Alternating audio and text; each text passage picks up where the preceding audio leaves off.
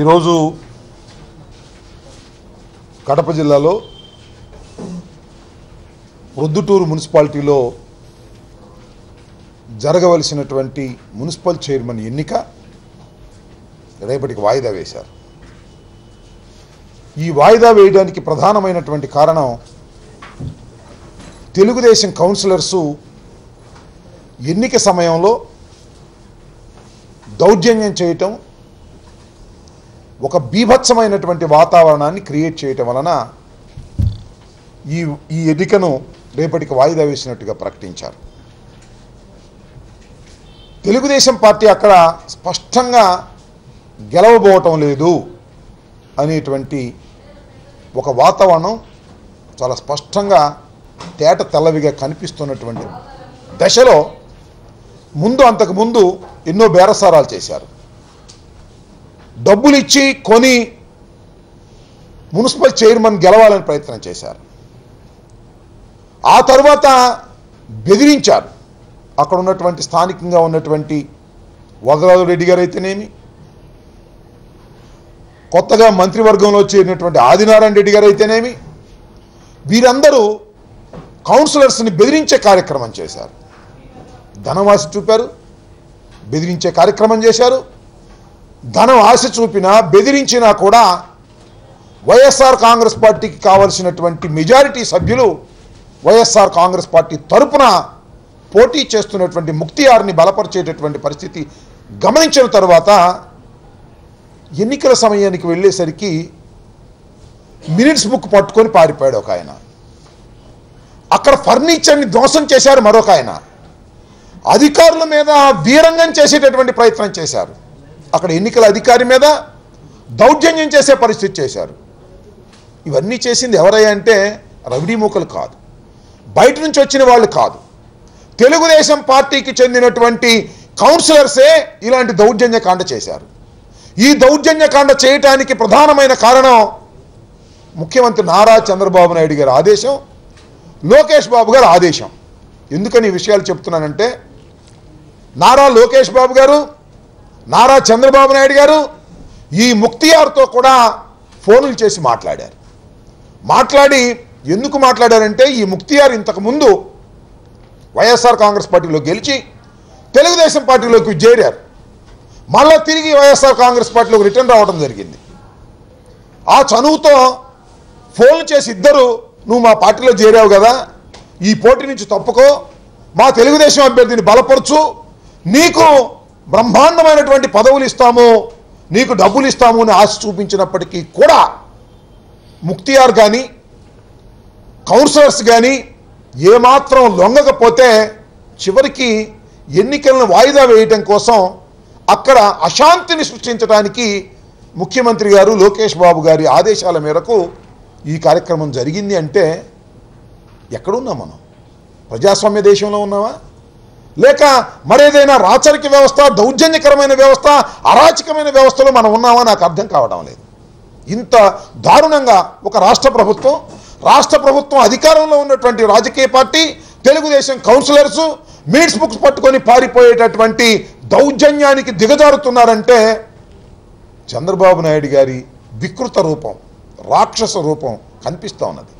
ఇంకా ముందు ఇంకా బాగా కనిపిస్తుంది. ఎందుకంటే ఎన్నికలు సమీపించేసరికి ఎన్నికల్లో ఓడిపోతామనేటువంటి భావననే భరించలేకపోతున్నారు. పొద్దుటూరులో ఎన్నికల్లో ఓడిపోవడానికి చాలా స్పష్టంగా కనిపిస్తూ ఉంది. 25 మంది కౌన్సిలర్సు వీళ్ళు వద్దన్నా కూడా ఓటింగ్కి హాజరవడానికి సిద్ధంగా ఉన్నారు. కోరం ఉన్నది.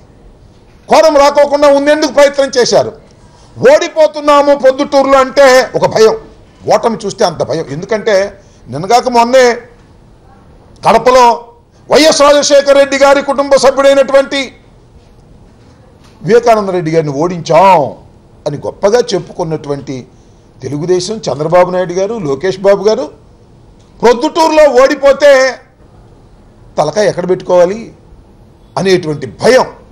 నేను మనవి చేస్తున్నా, ఇవాళ దౌర్జన్యాన్ని, అశాంతిని చంద్రబాబు నాయుడు గారు పాలు పోసి పెంచుతున్నారు. పాలు పోసి పెంచితే ఏమవుతుందో వెనక కథలు ఉన్నాయి. పావుకు పాలు పోసి పెంచితే ఏం చేస్తుంది? చివరికి పాలు పోసిన వాడినే కాటు వేస్తుంది. ఇవాళ కూడా కడపలో కానీ ప్రొద్దుటూరులో కానీ రాష్ట్రంలో కానీ దౌర్జన్యాన్ని పెంచి పోషిస్తున్నటువంటి చంద్రబాబు నాయుడు గారు పావుకి పాలు పోసి పెంచుతా ఉన్నాడు. పావుకి పాలు పోసి పెంచితే ఆయన్ని కాటేస్తుందనేది రాబోయే కాలంలో తెలుస్తుంది. ఓటమిని భరించలేని ఒక దౌర్భాగ్యమైనటువంటి పరిస్థితిలో ఇవాళ చంద్రబాబు నాయుడు గారు ఉన్నారు. ఏమవుతున్నట్టున్నా నేను ఒక మున్సిపాలిటీ ఓడిపోతే చంద్రబాబు నాయుడు గారి ముఖ్యమంత్రితనం ఏమైనా పోతుందా? లోకేష్ బాబు గారికి వచ్చినటువంటి 3 శాఖల్లో ఒక శాఖ ఏమైనా పోతుందా? ఏమిటంత భయం? కౌన్సిలర్స్ చాలా స్పష్టంగా ముక్తియార్ని ఎన్నుకోవడానికి చాటలో ఎలక్కాయలాగా కనిపిస్తూ ఉంటే ఏదో ఒక విధంగా దౌర్జన్యం చేయాలని ఇవాళ వాయిదా వేశారు.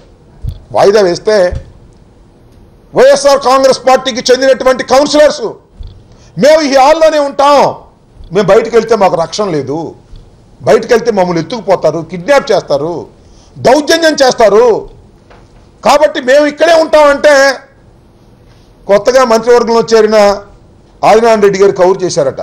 వాళ్ళు అక్కడ ఉండటానికి వీల్లేదు, వాళ్ళని ఖాళీ చేయించండి, వారు ఖాళీ చేయకపోతే మేమే వచ్చి వారి మీద దౌర్జన్యం చేస్తాము. ఏమిటి అన్యాయం అంటున్నా? 25 మంది కౌన్సిలర్సు మీరు ఎన్నిక డేట్ ఇస్తే ఆ ఎన్నిక డేటులో ప్రకారంగా వచ్చి హాల్లో కూర్చుంటే తెలుగుదేశం కౌన్సిలర్స్ దౌర్జన్యం చేస్తే ఆ దౌర్జన్యాన్ని అరికట్టలేనటువంటి అక్కడ పోలీస్ మెన్, అక్కడ డిఎస్పీలు ఉన్నారు, సిఐలు ఉన్నారు, ఎస్ఐలు ఉన్నారు, పోలీసు వారు ఉన్నారు. ఇంత దౌర్జన్యం జరుగుతుంటే ఎవరినైనా కస్టడీలోకి తీసుకున్న పాపాన పోల అందరినీ వదిలేశారు. ఎందుకంటే ఇవాళ వాయిదా పడిపోతే వీళ్ళందరూ బయటకు వస్తే దీనిలో కొంతమందిని బేరసారాలు ఆడొచ్చు, కొంతమందిని కిడ్నాప్ చేయొచ్చు, కొంతమందిని బెదిరించవచ్చు, ఏదో ఒక విధంగా తిమ్మిని బొమ్మిని చేసి 25 మంది శాసనసభ్యులు 25 మంది కార్పొరేషన్లు కౌన్సిలర్స్ వాడి పక్షాన ఉంటే దానిలో ఒక 5గురినో 6గురినో ఎత్తుకుపోతే మేము గెలవచ్చు అనేటువంటి ఒక దౌర్జన్యకరమైనటువంటి దౌర్జన్యపూరితమైనటువంటి వాతావరణంలో ఇవాళ తెలుగుదేశం పార్టీ పనిచేస్తుందంటే తల ఎక్కడ పెట్టుకోవాలంటున్నా. నేను డిమాండ్ చేస్తున్న వైఎస్ఆర్ కాంగ్రెస్ పార్టీ తరఫున ఎవరైతే ఇవాళ మున్సిపల్ కౌన్సిల్ హాల్లోకి వెళ్ళి ముక్తియార్కు మద్దతుగా నిలబడి ఉన్నారో వారికి రక్షణ కల్పించండి. ఆ 25 మందికి మీరు మున్సిపల్ కౌన్సిల్లోనే రక్షణ కల్పించి రేపు 11 గంటలకు ఎన్నిక జరిపించండి. ఆ ఎన్నికలు ఎవరు గెలుస్తారో చాలా స్పష్టంగా అర్థమవుద్ది. అంతేగాని బయటికి పంపించేసి పక్కన ఆదినారాయణ రెడ్డి గారు పోలీసు బలగాలతో ఆయన వస్తాడు, వరదాల రెడ్డి గారు మోకవైపు వస్తారు, వీళ్ళిద్దరూ వచ్చి వీళ్ళు ఎత్తుకుపోయేటటువంటి పరిస్థితి చేస్తూ ఉంటే ఇంత కళ్ళకు కట్టినట్టుగా ప్రజాస్వామ్యం నడి రోడ్డు మీద కూని అవుతుంటే నేను అడుగుతా ఉన్న ఎన్నికల కమిషన్ వారికి కూడా విజ్ఞప్తి చేస్తున్నా, దీని మీద మీరు తక్షణమే చర్య తీసుకోవాలి. చంద్రబాబు నాయుడు గారు చర్య తీసుకోరు, పోలీసులు చర్య తీసుకోరు. పోలీసులు అవసరమైతే 2నో 3నో 5గురినో కౌన్సిలర్స్ ఇక్కడి నుంచి తీసుకెళ్లి తెలుగుదేశానికి అప్పచెప్పేటటువంటి దౌర్భాగ్యమైనటువంటి సంస్కృతి కూడా పోలీసులకు అలవాటు చేశారు వాళ్ళు చంద్రబాబు నాయుడు గారు. కాబట్టి వైఎస్ఆర్ కాంగ్రెస్ పార్టీ డిమాండ్ చేస్తున్నది ప్రొద్దుటూరులో జరుగుతున్నటువంటి అప్రజాస్వామికమైన విధానాలని ప్రజాస్వామ్యవాదులందరూ ఖండించాలని, ఎన్నికల కమిషన్ దీనిలో ఇంటర్ఫీర్ అయి తక్షణమే సజావుగా ఎన్నిక జరిగే విధంగా మెజారిటీ ఎవరి పక్షాన ఉన్నదో వారు గెలుపొందే విధంగా చేయాలి తప్ప దౌర్జన్యం ఎవరి పక్షాన ఉందో, డబ్బులు ఎవరి పక్షాన ఉందో వాళ్ళు గెలిచేటటువంటి పరిస్థితి రాకూడదు. ఇది ప్రజాస్వామ్యానికి విఘాతం కలుగుతుంది. చంద్రబాబు నాయుడు గారు ఈ విధంగా అప్రజాస్వామికమైన విధానాలను పెంచి పోషించే పరిస్థితికి వస్తున్నారు. ఇది చాలా దారుణమైనటువంటి అంశం. చంద్రబాబు నాయుడు గారు ఇంతకు ముందు కూడా పార్టీ ఫిరాయింపులు ప్రోత్సహించారు. సాక్షాత్తు ఈ ముక్తియార్ కూడా ఆ పార్టీలోకి వెళ్ళారు అప్పుడు. ఎందుకంటే 9 మంది కౌన్సిలర్స్ని ఆ పార్టీలోకి తీసుకున్నారు. ఇవాళ ఆదినారాయణ రెడ్డి గారిని అక్కడ పెట్టిన తర్వాత ఆయన దౌర్జన్యాలకు పెట్టింది పేరులాగా ఆయన పోలీసు బలగాలను వెంట పెట్టుకొని దౌర్జన్యం చేసి ఏదో ఒక విధంగా గెలవాలని ఏమీ లేదు. దీనిలో చిన్న అంశం ఏంటంటే మొన్న మేము కడప గెలిచామని సంకలు కొట్టుకున్నారు, ఆ తర్వాతే గ్రాడ్యుయేట్ ఎలక్షన్లో తుక్కుతుక్కుగా ఓడిపోయారు. మళ్ళీ కడప గెలిచామని సంకలు కొట్టుకుంటున్నారు, మళ్ళీ పొద్దుటూరులో ఓడిపోతున్నారు అనేటువంటి భయం చంద్రబాబు నాయుడు గారిని వెంటాడుతుంది. ప్రజాస్వామ్య పద్ధతుల్లో రాజకీయాలు నడవాలి తప్ప చంద్రబాబు నాయుడు గారి హుకుంతోనో పోలీసుల జులుంతోనో పచ్చచొక్కాల దౌర్జన్యంతోనో రాజకీయాలు నడవకూడదని మేమందరం కోరుకుంటున్నాం. రేపు జరిగేటటువంటి ఎన్నికల్లో కూడా రక్షణ కల్పించి వారికి న్యాయం జరిగే విధంగా అక్కడ ఎలక్షన్ కమిషన్ వ్యవహరించాలని, పోలీసు వారు కూడా వ్యవహరించాలని మీ ద్వారా వారిని కోరుతూ ఉన్నాం.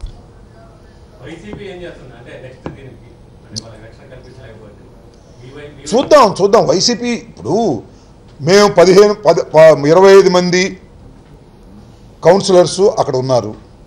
అక్కడ మా వరప్రసాద్ రెడ్డి గారు ఎమ్మెల్యే గారు కూడా ఎక్సెప్షియో మెంబరు, ఆయన కూడా వారితో పాటు ఉన్నారు.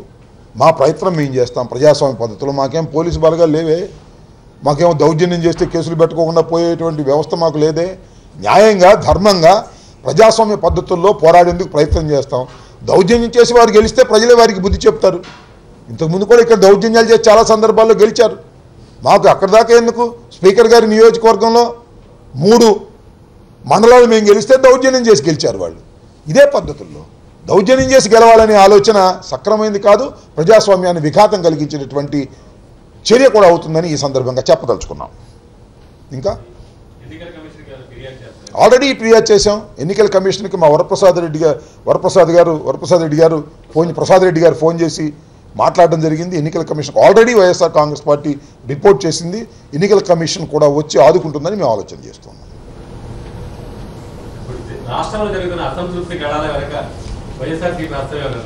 ఉండొచ్చు, ఉందని చెప్తారు వాళ్ళు. ఏముంది, రాష్ట్రంలో ఏం జరిగినా వైసీపీ హస్తం ఉంది. అక్కడ దాకా ఎందుకు పాపం? ఆయన ఎవరండి, మొన్న మంత్రిగా తీసే కిషోర్ బాబు గారు, రావుల కిషోర్ బాబు గారు అబ్బాయి మీద కేసు పెడితే దాని వెనకాలే వైసీపీ హస్తం ఉందన్నారు. ఇవాళ తెలుగుదేశం పార్టీ పార్లమెంట్ సభ్యులు శివప్రసాద్ గారు ఒక అసమ్మతి గళాన్ని వినిపించారు. అసమ్మతి గళమని కాదు, వాస్తవాలు మాట్లాడారని చెప్పక తప్పదు. ఏం మాట్లాడారంటే 20% కలిగినటువంటి ఎస్సీలకు ఈ ప్రభుత్వం ఇచ్చినటువంటి మంత్రులు ఎంత అంటే 2. ఇంత దౌర్భాగ్యమైన పరిస్థితుల్లో ఎస్సీని మీరు చూస్తున్నారు అనేది ఆయన చాలా స్పష్టంగా చెప్పారు. చంద్రబాబు నాయుడు గారు చెప్తున్నారు 125 అడుగుల ఎత్తు కలిగినటువంటి అంబేద్కర్ వారి విగ్రహాన్ని పెడుతున్నాం, దళితులకు చంద్రబాబు నాయుడు గారు గొప్పవాడు అని పొగుడుతూ ఉన్నారు. ఆయన ఎవరండి? జూపుడు ప్రభాకర్ గారు, ఇంకొక ఆయన కొత్తగా మా నుంచి వెళ్ళిన వాళ్ళందరూ భజన చేస్తున్నారు. అసలు అపర అంబేద్కర్ అట ఎవరు? చంద్రబాబు నాయుడు గారు. నవ్వాలి ఏడవాలి నాకు అర్థం కాల. 125 అడుగుల ఎత్తు విగ్రహాన్ని పెట్టినంత మాత్రాన దళితుల హృదయాలలో మీరు స్థానాన్ని ఏర్పరచుకోలేరు చంద్రబాబు నాయుడు గారు.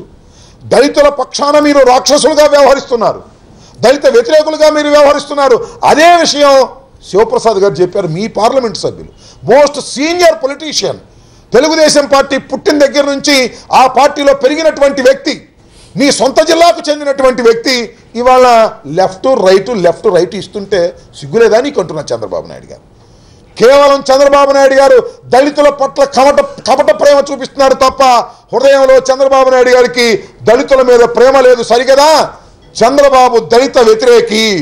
చంద్రబాబు మరి మాట్లాడితే బీసీల బడుగు బలహీన వర్గాల వ్యతిరేకి, అగ్రకుల అహంభావి చంద్రబాబు నాయుడు అని చెప్పడానికి మంత్రివర్గ విస్తరణే ప్రధానమైనటువంటి సాక్ష్యం. మరేం కావాలని అంటున్నా. ఇవాళ అసమ్మతి గళం వెనుక జగన్మోహన్ రెడ్డి గారు ఉన్నాడు, వైఎస్ఆర్ కాంగ్రెస్ పార్టీ ఉంది.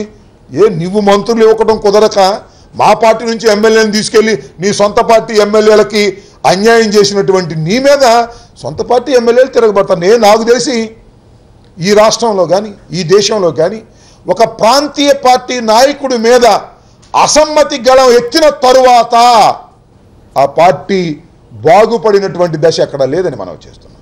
నేను వాళ్ళు చెప్తున్నా, శివప్రసాద్ గారు అసమ్మతి గళం ఎత్తారు, అక్కడ బోండా ఉమ్మగారు అసమ్మతి గళం ఎత్తారు, ఆ కేసీఆర్ నాని గారు అసమ్మతి గళం ఎత్తారు, ఆ చింతమనేని ప్రభాకర్ గారు అసమ్మతి గళం ఎత్తారు. వీళ్ళందరినీ చూస్తూ ఊరుకుంటారా చంద్రబాబు నాయుడు గారు?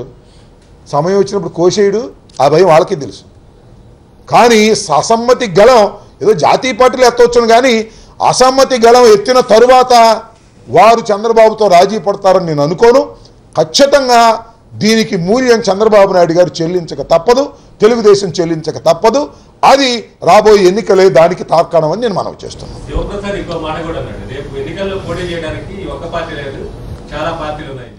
సో మెనీ చాయిస్, ఆయనకి చాలా చాయిస్లు ఉన్నాయి. మరి ఆయన మనసులో ఏ చాయిస్ ఉందో నాకు తెలియదు. There are so many choice ఉన్నాయి, చాలా రాజకీయ పార్టీలు ఉన్నాయి. మరి ఏ పార్టీ తరఫున ఆయన పోటీ చేస్తాడో నాకైతే సమాచారం లేదు.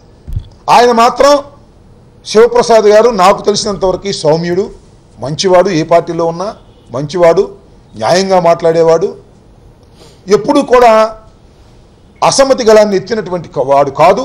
ఇవాళ తాను పుట్టినటువంటి ఎస్సీ కులానికి అన్యాయం జరుగుతుందనే భావనతో ఆయన మాట్లాడినటువంటి మాటలు 100కి 100 పాళ్ళు వాస్తవం. బ్యాక్లాగ్ పోస్టులు ఇంతవరకు డిసైడ్ చేయలేదు, ఇంతవరకు నింపలేదు. మరి 3 సంవత్సరాలు అధికారంలో ఉన్నటువంటి చంద్రబాబు నాయుడు గారు దళితుల పక్షాన బ్రహ్మాండంగా పనిచేస్తున్నామని చెప్పినటువంటి చంద్రబాబు నాయుడు గారు. కాబట్టి ఆయన మాట్లాడిన ప్రతి మాట సత్యానికి అతి దగ్గరగా ఉన్నటువంటి మాట.